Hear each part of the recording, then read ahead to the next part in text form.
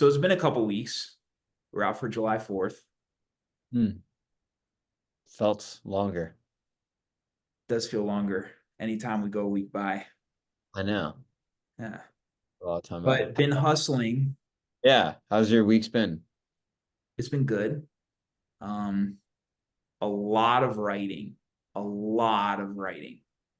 For me recently, it's been going really deep on screenplays and understanding the elements you need in order for it to be really marketable and high concept and deliver. Uh, there's a lot that I wasn't doing before that I'm doing now, as far as like it's not just scary situations and throwing a lot of things at the wall, but it's also the emotional threads of the characters.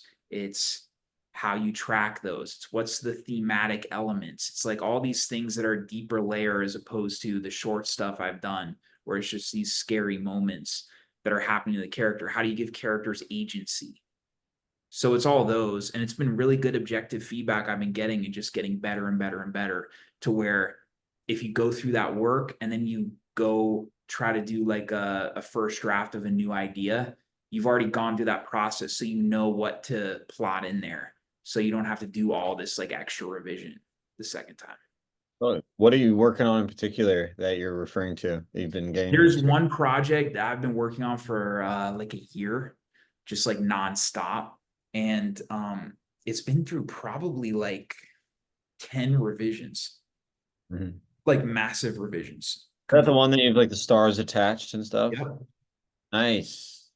And it's like that's what it takes. Like I would love to ask writers who are in the game, pro writers, like what their average amount of revisions, like massive revisions are, because I have a feeling that it's like that.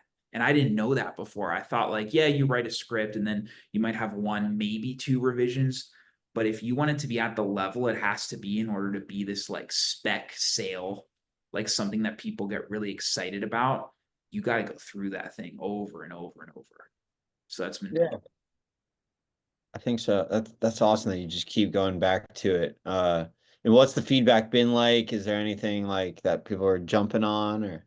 yeah. I mean, I'll lay it out. Now it's in a really good place. But beforehand, the biggest kind of note that I was getting was this like stuff is happening to our main character and they don't have enough agency. Agency meaning they're not like being proactive about, putting action behind trying to get out of this situation or trying to solve something. And that's what, like, as an audience, that's what we look for. And the second thing for me has been moments of connection. So it's like, even though I love horror, the whole 90 minutes can't be straight horror. And even if you look at the most horrific things, there are some funny moments, there's some moments of connection or emotion and that kind of stuff. And bro, I was going straight 90 pages, like the most horrific shit. No one wants to sit through that. So I got to add in some of these moments of levity to break it up a little bit.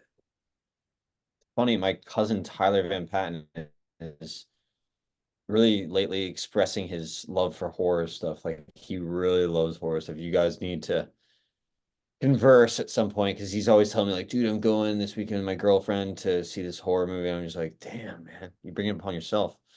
And I do. I love to talk horror.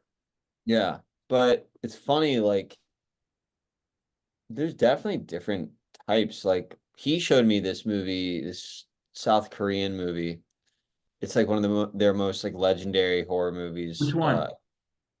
I would assume you know it. I It's know what called I know what you're talking about. I'm blanking on the title. it's the one where like Is it like the weeping or something? The wailing. The wailing?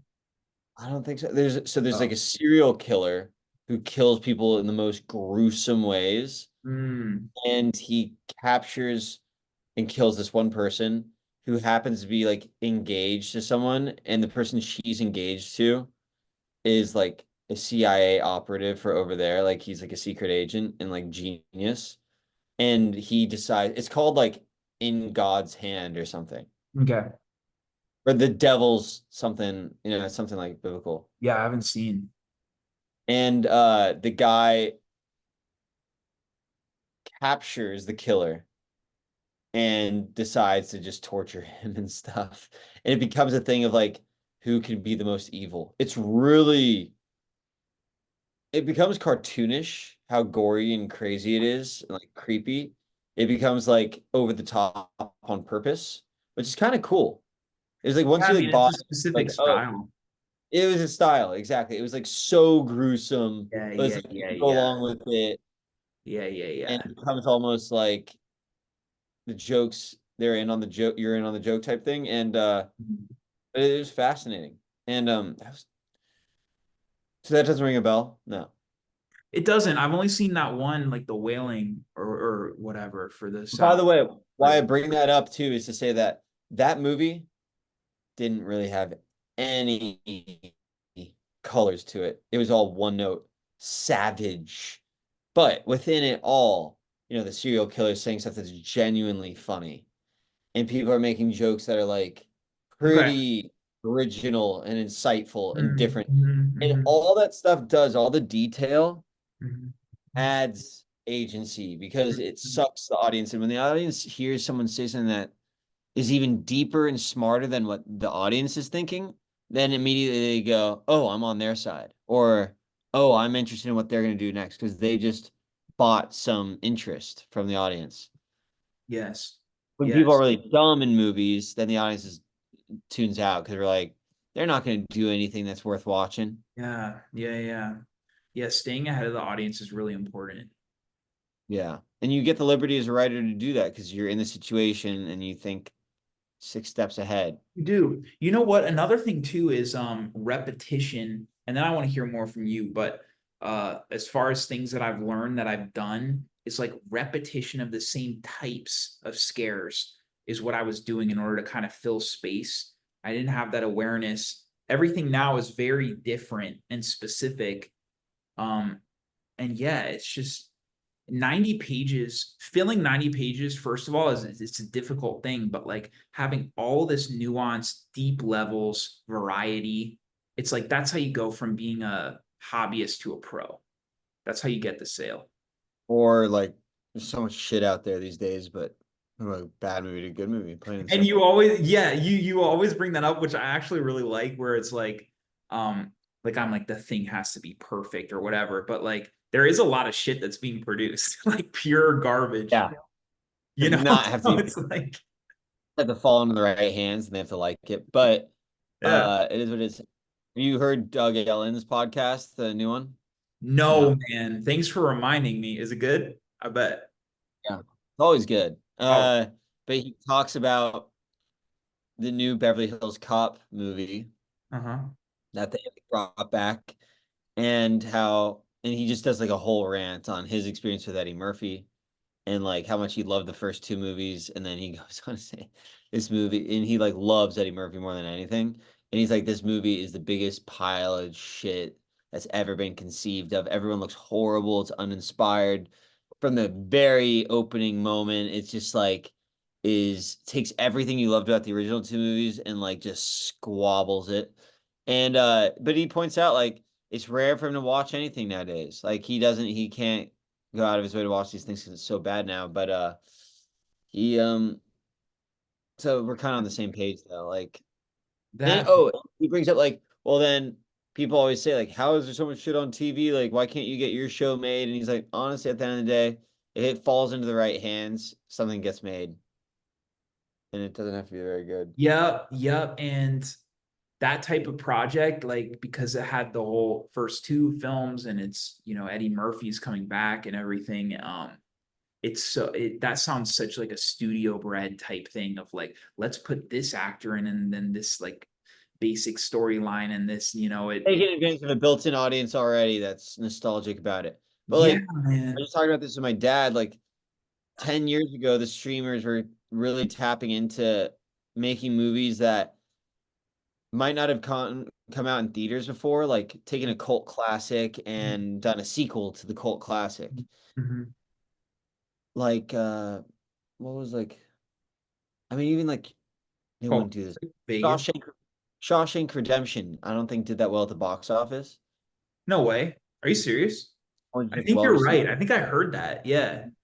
Yeah, and like this is a bad example because that is like a widely appreciated movie, and like, but maybe they do like Shawshank Redemption 2 just straight to Netflix, and Bro, God, I fucking um, and that movie too, dude. That I don't know how long it's been since you've seen that, but there are a few movies outside of horror that I like fucking hook into, and that final sequence of him riding that bus with that fucking voiceover there, goes to the beach, hugs his friend Andy Dufresne. There's nothing better than that, bro. There's fucking nothing better than that moment. well, we're consistent because I think that's one of the corniest sequences ever, and I don't like Shawshank Redemption. I'm No not. fucking How way, wild is that? dude. I lured you in. I feel bad now for making you think I. No, no, bro. It's so That's wild. so funny. Dude, I watch that shit on repeat. Like when I'm like uninspired and I'm like, oh, bro, like what is life? I fucking watch that shit. Your life is a lie, clearly. I Dude, that's bow so down. funny. I think Love yours how is we got more on. of a hot take. Yours is definitely more of a hot take. You take a poll. Oh yeah, no. My friends hate me for saying that. And they think I get off to being a contrarian with it, which I genuinely don't. I just Family Guy made fun of Shawshank Redemption, and I think they were on point with it. Not even that they might love it too, and they just poked fun at it, which they could do Yeah. about anything. But dude, when when Peter Griffin's playing Andy Dufresne, he comes by in the bus in Family Guy, and it's like the Morgan Freeman voice says, "I'll never forget the first time I saw Andy Dufresne. He always said something important." And then Peter Griffin goes, "Vagina boob." Classic. It is. Absolutely classic. Playing Hollaback Girl over the Oh yeah. loudspeaker. Oh my God. Oh, anyway, And we so still don't know what she was saying. it was Cleveland's voice to be like Morgan Freeman. That's pretty funny, actually. Um, with that said, oh, my mom's calling me. I'm gonna text her real quick. She just got back from England. That's so funny, bro. You answered a call from your dad last pod. Let's do this every time. Also, touching off of what we're talking about though, like as far as like next stuff, because I want to bring this up. It's really important. Um, Yep. Recent conversations I've had with people in the industry um lead me down the road of like the cavalry's not coming. It's a catch 22. You got to make your feature. My 100 shorts are like I've got the script like I'm talking about that's been working on for a year that I feel like is in a great spot. Specs sale could come from it.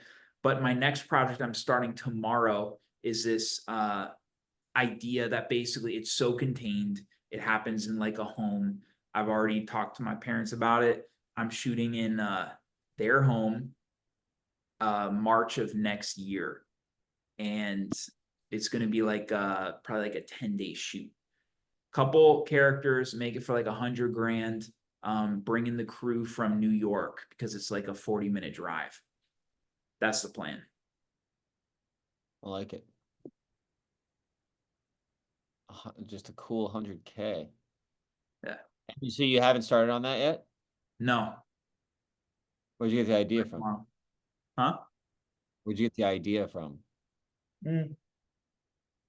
It's an idea I've had for kind of like a minute, but yeah, kind of like riffing back and forth and feeling it out.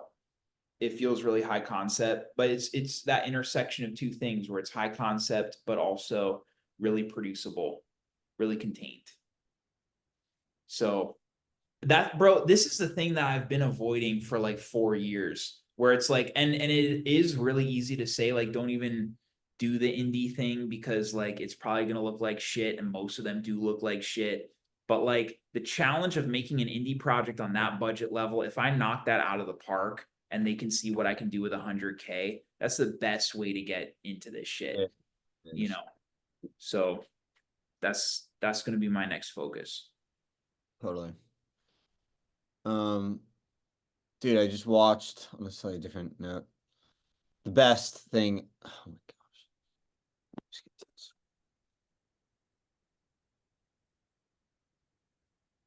It's like a cat with one of those little toy things. I've I've had the craziest weeks, dude. Just so busy. With It's your fun. day job or what? Yeah, with pickleball.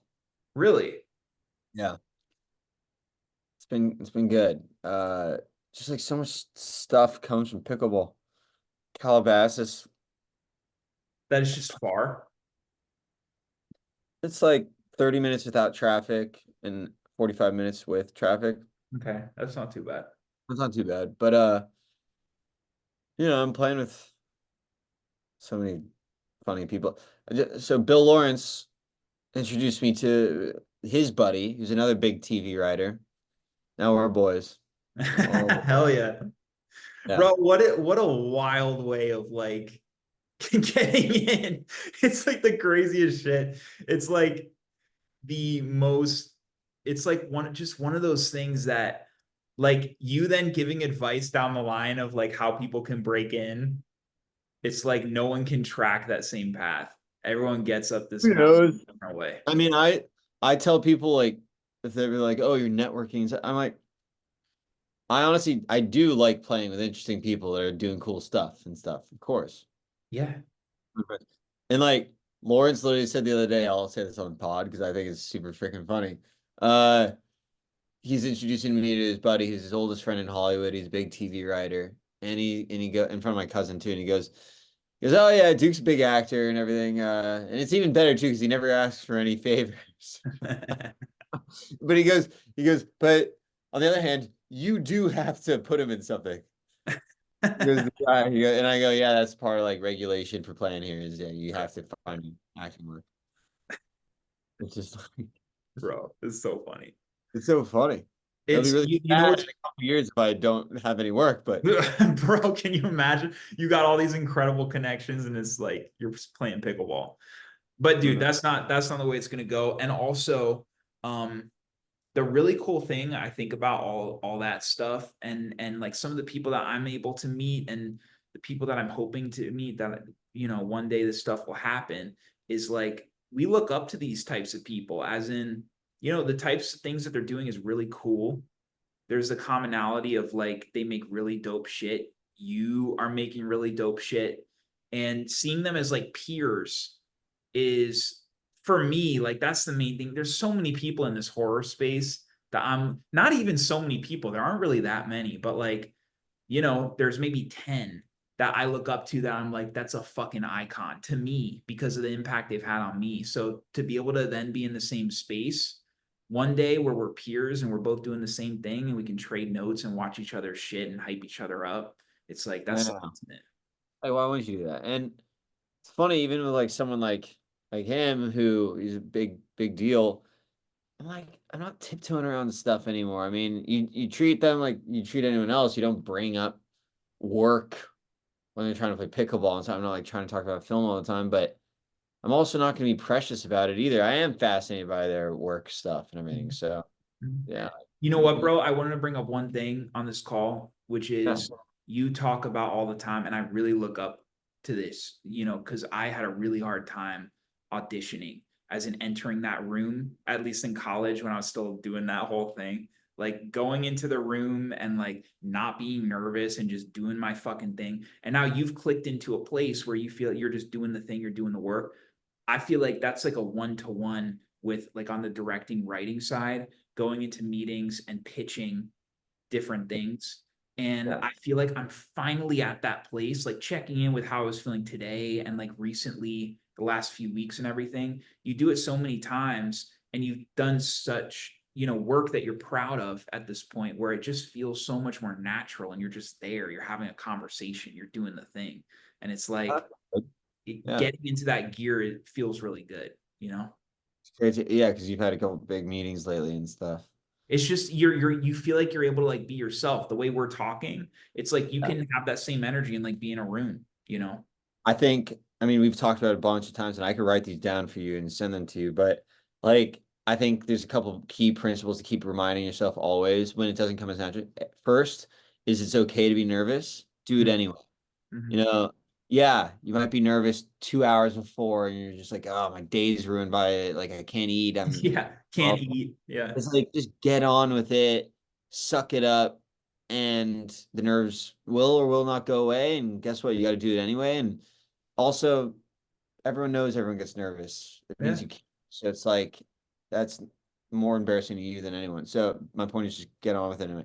Second thing is with all these big influential people, knowing that you don't need really anything from them. You don't need to suck up to them. Just because you get the job doesn't mean your life's going to change. Even if like that's you're like, big. That's big yeah, awareness. Your life isn't yeah, going to magically be incredible by getting this job.